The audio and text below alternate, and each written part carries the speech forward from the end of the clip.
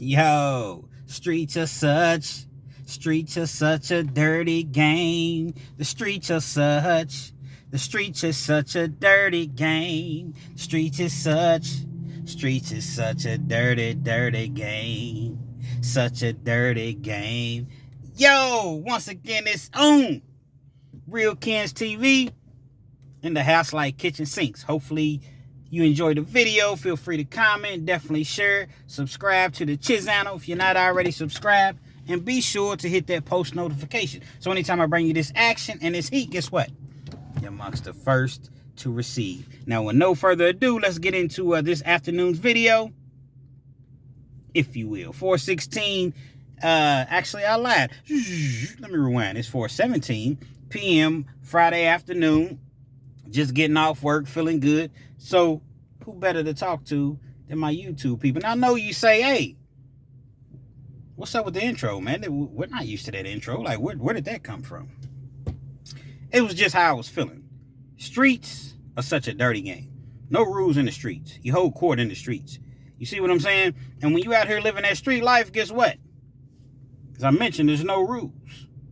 Anything goes. Anything goes. It's like back in the day on wrestling. No disqualification match. For you all that, were wrestling fans, anything goes. You see what I'm saying? So that's how the streets are. However, there is a message. People, they hit me up on my email, realkenstv at Yahoo. And, sometimes people ask me different questions or they want me to do a reaction video. Well, I had a request to do a reaction video about a situation that happened in New Orleans, I believe, 2014. Horatio Johnson and Brittany Martin. I believe that was the name of the couple. And people wanted me to do a reaction video. So, a person wanted me to do it. It wasn't like I, opened my email up and had, 1,500 people. Hey, can you do this reaction video? But I chose to do this reaction video for the simple fact that I actually remember watching that on First 48, and I've seen it twice. So for you all that are not familiar with it, and for you all that are familiar with it, just sit back, kick back, relax on your way to work, on your way from work, you're going to sleep, or you're just in relaxation mode, you want to hear a good story or what have you. I got that for you. Now, I tried to do my research a little bit more to update myself with the story because, as I mentioned, this was in 2014. But for whatever reason, I couldn't find the episode on YouTube. Now, I did see some reaction videos and some, news clippings and things of that nature. But I actually wanted to watch the First 48 episode once again just to, basically refamiliarize myself with the situation. Now, Horatio Johnson was an inmate at a prison. He had been incarcerated for, X amount of years. I don't remember exactly how long, but he had been, incarcerated for a while. Brittany Martin, she was the correction officer. So she was a very attractive correction officer. That's why I tell you all to have these beautiful women. Heck, all women are beautiful if you ask me. So y'all have these beautiful women and they working at these prisons and these jails. Man, you have to be careful. You definitely have to be careful. It's not to say that you shouldn't trust them. It's not to say that, but a woman working at a male prison, it gets a little dicey at times. You see what I'm saying? Because sometimes when she comes to work and she has some things on her mind or things are not going well at home, guys study. They study these inmates. Well, they study the correction officers, period. But they definitely, they study the female, correction officers or whatever, because they trying to figure out a way to push up, trying to figure out a way to, crack that code. Now, when I say crack that code, I don't mean anything sexual, meaning that a lot of times they have their guard, they have a wall up. So I'm trying to, knock that wall down, gradually. I can't just come in and just bulldoze the whole wall down, but, as time goes on, little by little, I can break that barrier. So that's a lot of guys' motives. You got to understand, guys have 24 hours a day to think about how they're going to achieve a certain goal that they have. You see what I'm saying? So, he was able to, break that barrier or what have you. and the two started secretly, I guess you couldn't call it dating while he's still in prison. So, they were messing around. Happens all the time in prison. Definitely does. Facts, big facts. Some of the finest women I've ever seen, you will find out that she's messing with an inmate. So some people may say, well, why would she want to mess with an inmate? My thing is this.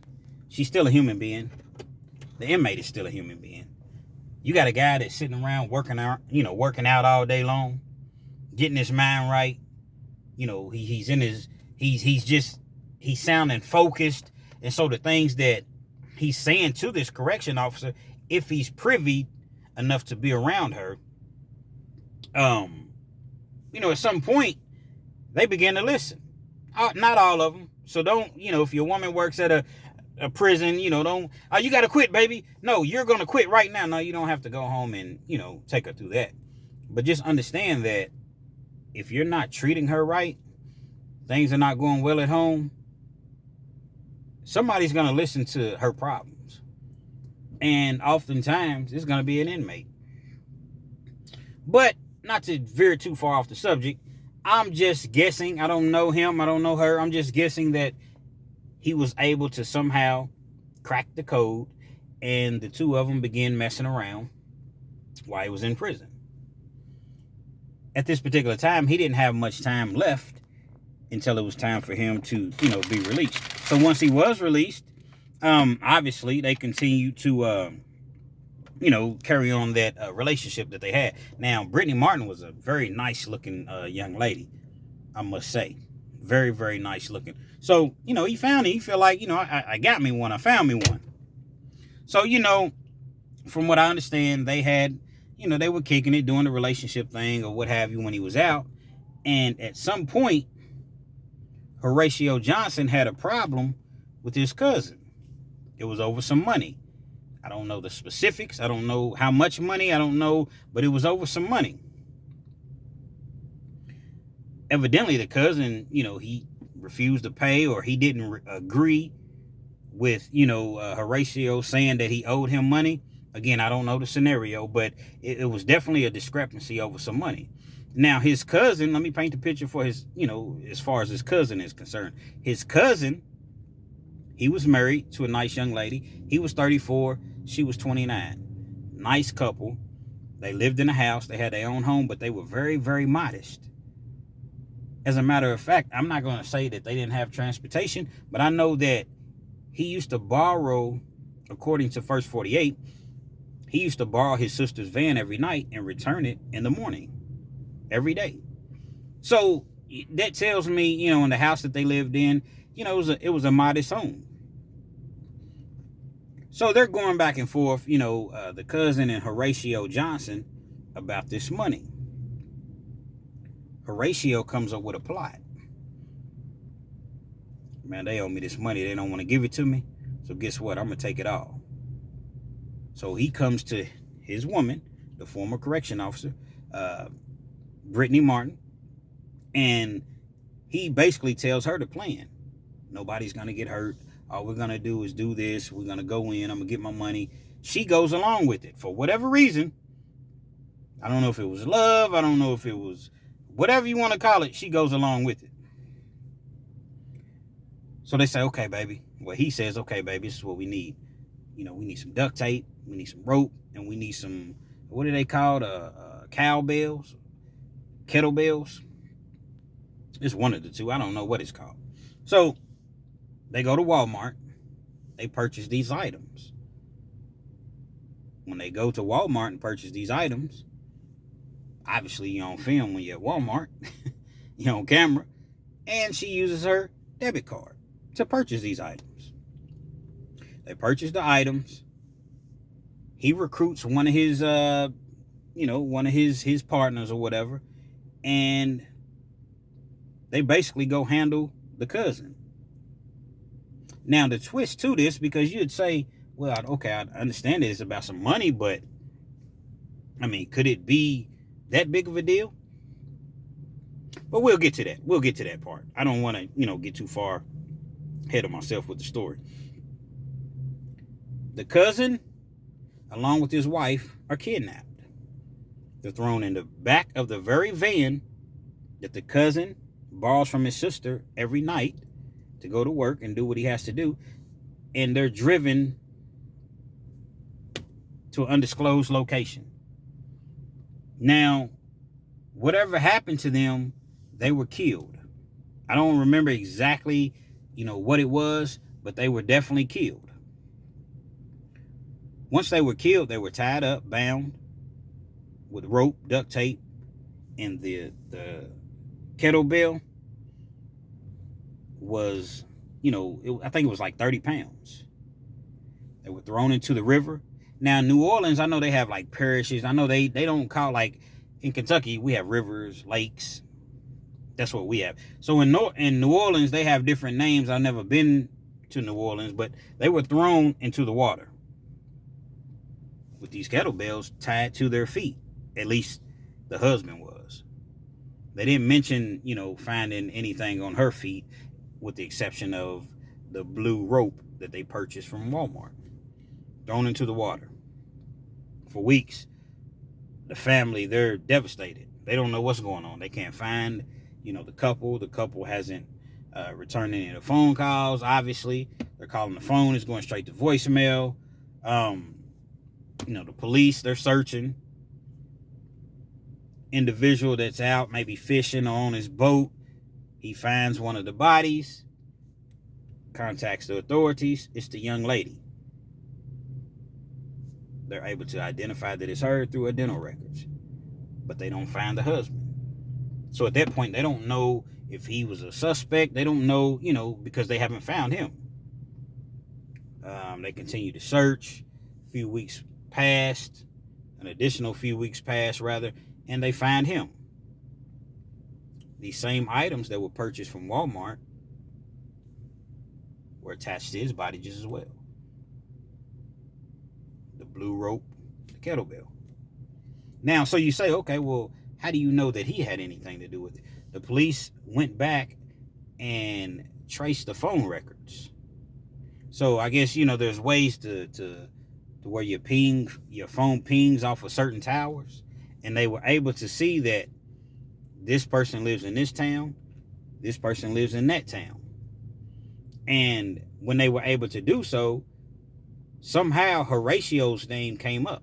He lived like kind of close to where the event happened. So they started to question him. And once they started to question him, police, they're very, very smart, and they have a whole lot of technology. Even though this was 2014, they have a whole lot of things that we don't even know about that they're able to tie you in with. You see what I'm saying as far as technology?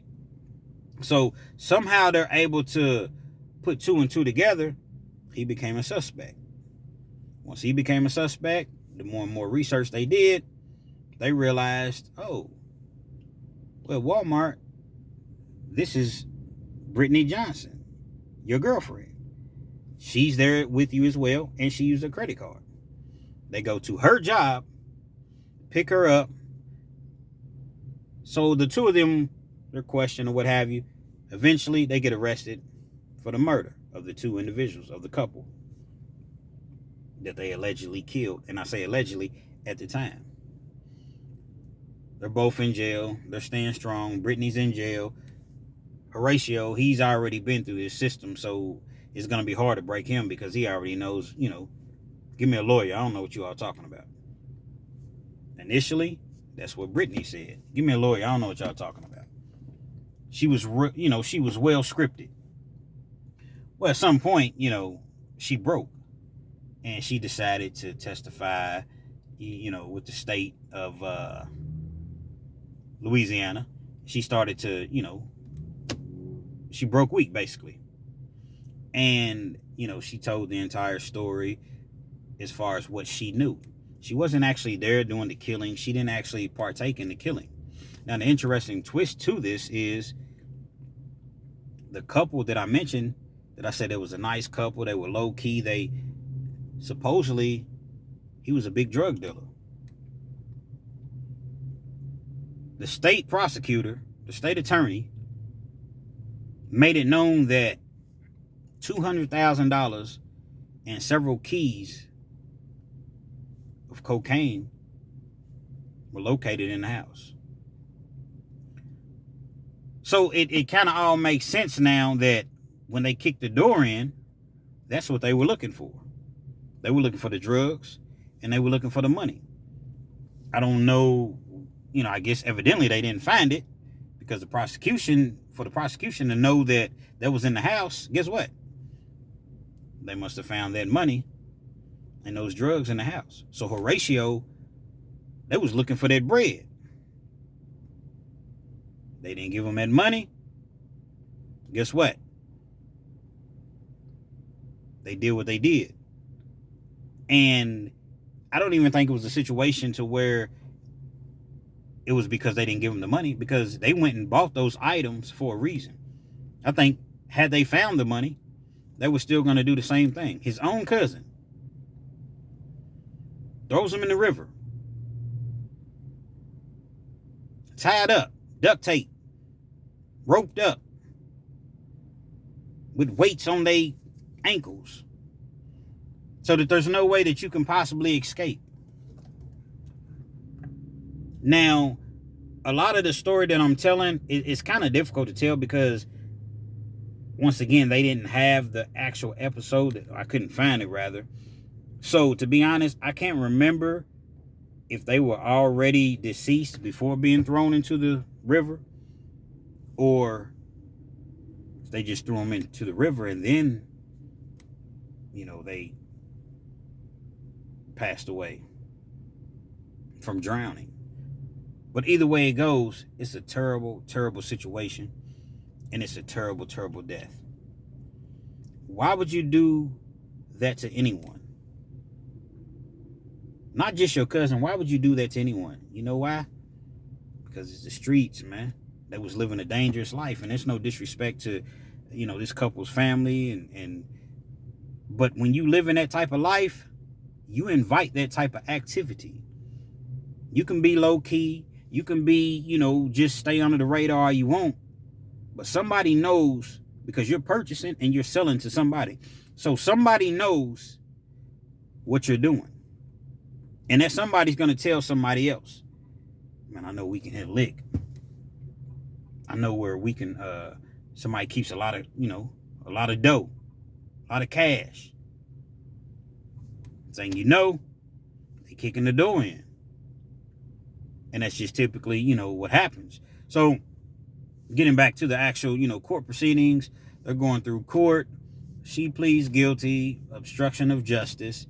There's two other individuals that are brought in. The getaway driver, I think he pleads guilty, and he tells them what happened. Basically, he lived in Atlanta, so the van was driven to him in Atlanta, and I guess he was expected to get rid of the van, maybe. And the other individual, he supposedly helped with the killing. He was actually found not guilty of the killing, but they got him for obstruction of justice, and because he was already a multiple-time felon, he received a lengthy prison sentence. I want to say he got 30 years. It was something along them lines. Horatio Johnson, he goes to trial. They give him 30 years plus an additional, I believe, 60 years. As I mentioned, Brittany Martin, they give her 10 years for obstruction of justice. Obstruction of justice is basically just lying to the police. You knew what was going on when we came to you the first time, and you lied to us. We know that you didn't have anything to do with the actual killing. Hell, you may not have even known what they were going to do. But for the simple fact that you were held to a higher standard, you were as a correction officer, you became entangled, if you will, to say the least, with an inmate. You continued this relationship once he got out, and you were doing some sort of criminal activity with him. So they hit her with the obstruction of justice. She had to come to court, testify against him, and he will never ever see day of light, or light of day rather, ever again. Never. The reason that I decided to tell this story, as I mentioned, is because people have to understand that when you live in this lifestyle, you're always a target. When you have money, you're a target. But it's a difference between having legitimate money, street money. People that have legitimate money, their money's in, the bank. Stocks, bonds, CDs, mutual funds. You see what I'm saying? Crypto, whatever, wherever, real estate, wherever your money market accounts.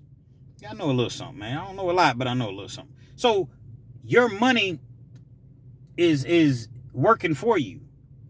You don't just have 200 bands laying around the crib. But when you live in that street life, the average street dude don't have $200,000 laying around the crib. But I'm just simply saying, you get the point that I'm trying to make. People are always looking and lurking. Always. And when they're out here and they starving, they hungry, they scavengers. And when they see something, they're gonna figure out a way to get it. Try to get it. So you can say all day long, well, that couple, they didn't bother nobody. You don't have to bother anybody. All that money they was getting, somebody wanted that, and they came for it. And it's sad that they both lost their life for it. And the dude didn't even get the money. Guess who got the money? Johnny Law. As they so often do. Yeah, they're living this street life, man. It's fun. I get it. Trust me, I get it. It's fun. You feel as though you can do whatever you want to do. You can go wherever you want to go. You can talk to this particular female, that particular female, because you have something to offer that the average guy can't offer. But it's just it's a momentarily. Come on, girl. We going shopping. Come on, girl. We going out of town for the weekend. Come on, we're going to Vegas for, you can do all of those things when you live in that street life and that money's coming in fast. But guess what? When it's all said and done, man, you're not going to have anything. If you even survive. If you're not in the morgue, man, you're going to be in a penitentiary 35, 40 years at 85%, which means you do 85% of your time. And the only thing that you really have is dreams, pictures. Look at me right here on this picture. Yeah, we was in Miami right here. Oh, look, man, we was on the yacht right here. You don't own none of this stuff. Look, yeah, right here I got them Yeezys on. $800 Yeezys. You're in prison. You ain't got $10 on your books. That's how it typically works out for you. All the women that you had that was chasing behind you and you was putting babies in, and man, they done moved on. They done gone on, because guess what? They have to sustain that same lifestyle. That $500-$600 a week you was spending on them to get their hair, nails, and shopping, and probably more than that. And then just whatever they want, the bags and the purses and whatever. You think just because you've gone to jail that those desires leave? Those wants leave? Nah. I see the dudes. I see a lot of young dudes, man. And they ain't just the young dudes. You got older dudes acting like, worse than young dudes. You make yourself blatantly known on these pictures that you take. You see what I'm saying? You just make yourself known. The company that you keep. The things that you wear. Average person can't afford no $500, $400 pair of Jordans every day or every week. I'm not going to say every day. But every time you take a picture, you got on some brand new J's, $80 hat, $300 pair of jeans. You got jewelry on, $150, $200 shirt. You see what I'm saying? And you with known hustlers, known drug dealers, known street dudes. So because you not particularly flashing money, come on, man. 1 + 1 is always going to equal 2. You give yourself away, and then you want to be like, oh, man, they snitched on me. They told on me. Somebody's a rat. No, you ratted on yourself, man. You definitely ratted on yourself. It's street game, and it's not worth it. It's an illusion. Yeah, you have a little fame. You have a little fame for however long it lasts, 2, 3, 5 years, if you get lucky for it to last that long. But at the end of the day, penitentiary or that grave. And you see where this couple, respectfully, you see where this couple ended up at. No one deserves to be killed No one deserves to have their life taken, and especially in that manner, that fashion. Thrown in the river, tied up, where you have weights holding you down to where you can't. Come on, man, that's terrible. You can't break free.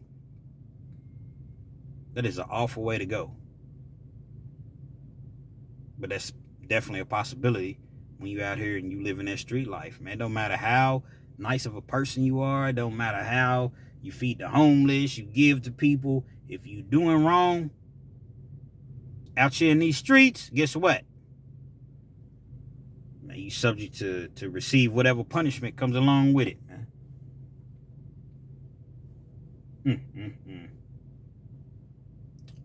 29 years old and 34 years old. 200,000, several bricks of cocaine, and Johnny Law ended up with it. So many lives lost. Brittany Martin, she'll never be able to live that down. I would imagine that she probably had to move away. He's never going to get out of prison. The other individual got 25, 30 years. He was already probably 30 years old or something of that magnitude. He is going to be an old man before he gets out, if he makes it out of them Louisiana prisons, Angola, or wherever he's, definitely not a game there. And the getaway driver, I believe he got something small, like 5 years or something like it. It was just senseless. It was thoughtless. It was heartless. But hey, that's what you sign up for when you're in this street game. Real Kens TV. Hopefully you like the reaction video.